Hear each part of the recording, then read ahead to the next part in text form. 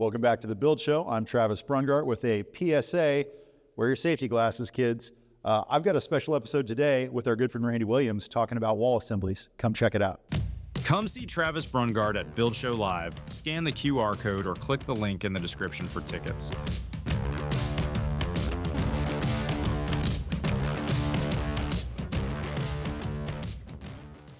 All right, we're back in Silver Lake with our good friend Randy Williams. And Randy, I wanted to take this opportunity to review walls because you were pointing out that our walls don't look like your walls here in this basement. And we're gonna do the walls upstairs too, but I wanted to start in the basement, and you already kind of threw me off because you said, yeah, we would never do the semi-market. What would you never do here? Well, our market primarily is ICF. Insulate concrete form. So we're pouring. A lot of our contractors, the carpenters are doing that kind of work. We're required in Minnesota to make sure that we have insulation mostly outside. Okay. But there's options if we do interior. Ah, okay. So there's a lot of nuances in our basements, but you're doing it with a poured wall. Correct. And then an interior insulation strategy. That's my preference. Which it makes it a lot easier on a few fronts, right? You don't have to cover the outside insulation if you put it on. Yep. There's no protecting it. It's not there. That's exactly right. That is why I prefer interior insulation. We're in a basement market. Cast foundation walls are the standard here. We do some crawl spaces, but a slab is incredibly rare, and only slightly less rare might be insulated concrete forms. Every time we've tried to get an ICF house built here, our concrete subs have been like, yeah, but we're gonna have to put our forms on the outside. We just don't trust it. They've had a blowout risk in the past. Yep. There are a lot of guys with a lot of experience on ICFs that have no problems, but because it's rare, there's not anyone stepping over that line. And because Joe and I have had a lot of trouble in the past on existing builds with pest infiltration, on anything with old exterior insulation, I always want mine on the inside. We also work almost exclusively with rock wool. And comfort board goes into a basement really easy, and it doesn't give me any problems with wind. I don't have to worry about mice. I don't have any of these problems. So basements, interior walls, whether it's this is a Halo product, Intero, great product, but because of the vapor permeance of the rock wool, this has a foil facer that would be the inverse of that.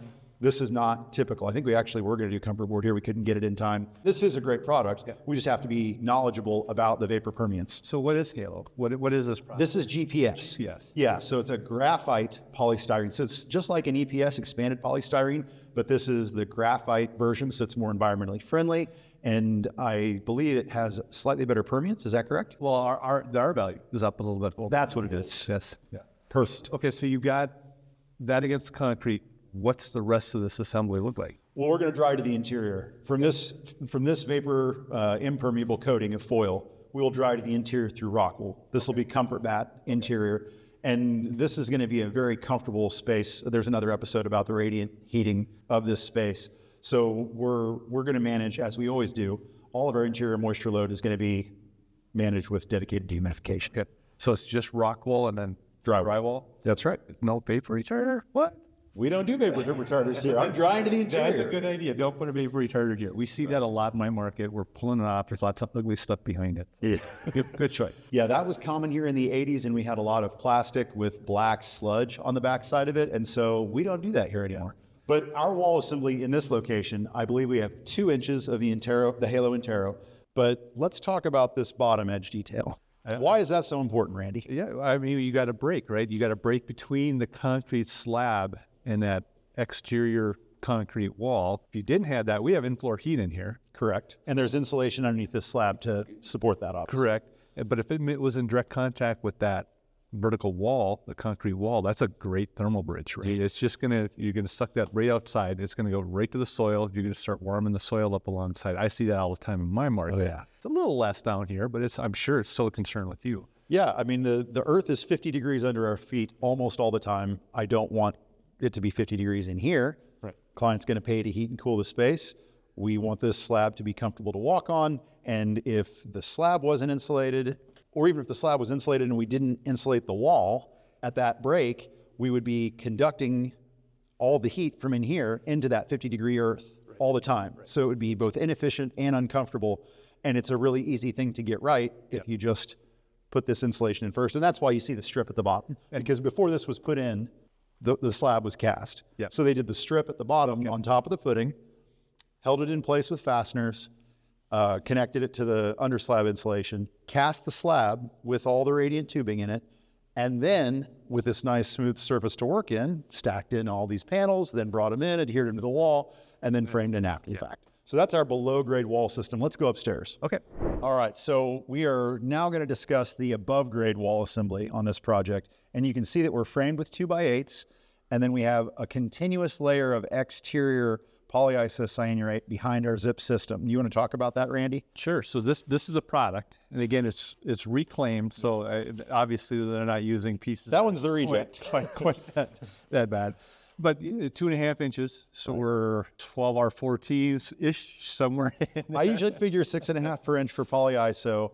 So I want to say 15, but being reclaimed, it may have lost some of its value. Is there a reality with that 20% loss?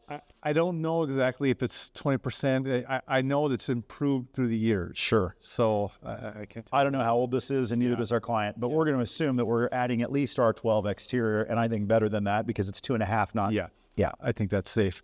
So, and then a 2x8 wall, you're going to have R30. Yeah, our comfort bat, when we work with Rockwool, we get 4.2 per inches. They're listed, but they only claim R30 in the 2x8 dimension. So we're R42 to R45 total wall. That's correct. That's a really good wall assembly. And it's a continuously broken by the polyiso, so we're getting better performance than just having that in cavity. Okay. So, of course, the wall, the opaque part of the wall is just one part of this assembly. That's right. So we have windows and doors, but they're putting in some pretty good windows. I think the best domestically produced in terms of U value and performance. They're coming from Advantage Architectural Millworks in Colby, Kansas.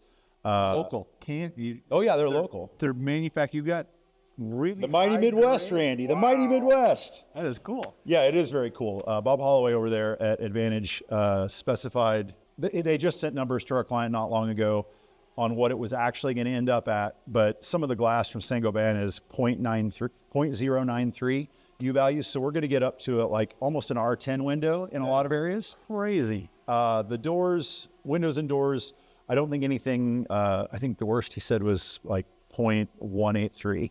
Okay. So just to give you a kind of a reference of what a normal window package might be. Yes. A lot of those are a U value of 0.3.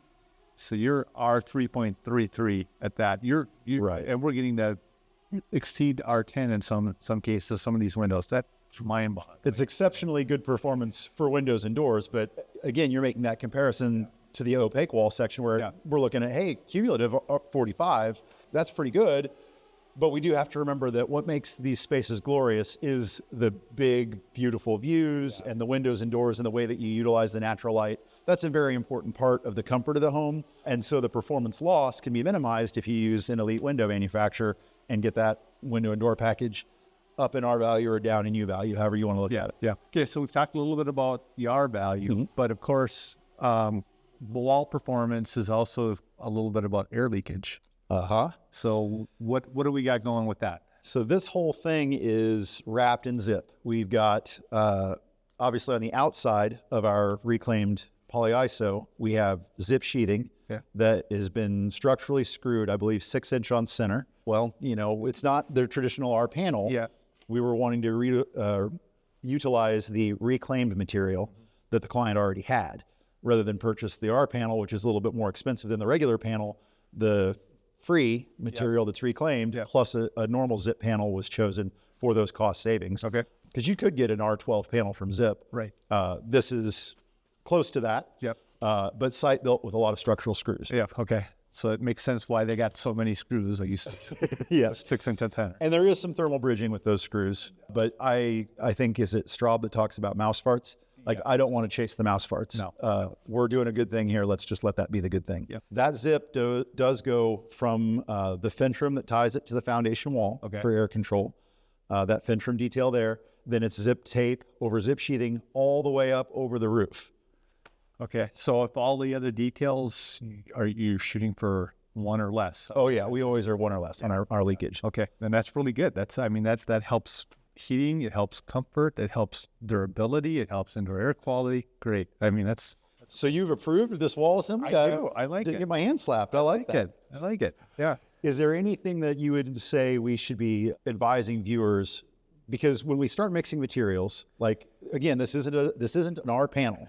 Everyone, for some reason, in building science circles, loves to talk about the vapor monster. They're always worried about permeance, and I always say the same thing. Hey, man, I'm drying to the interior. Yeah. The OSB on the outside of everyone's house, no matter what OSB it is, the perm's 2, basically. OSB is around 2.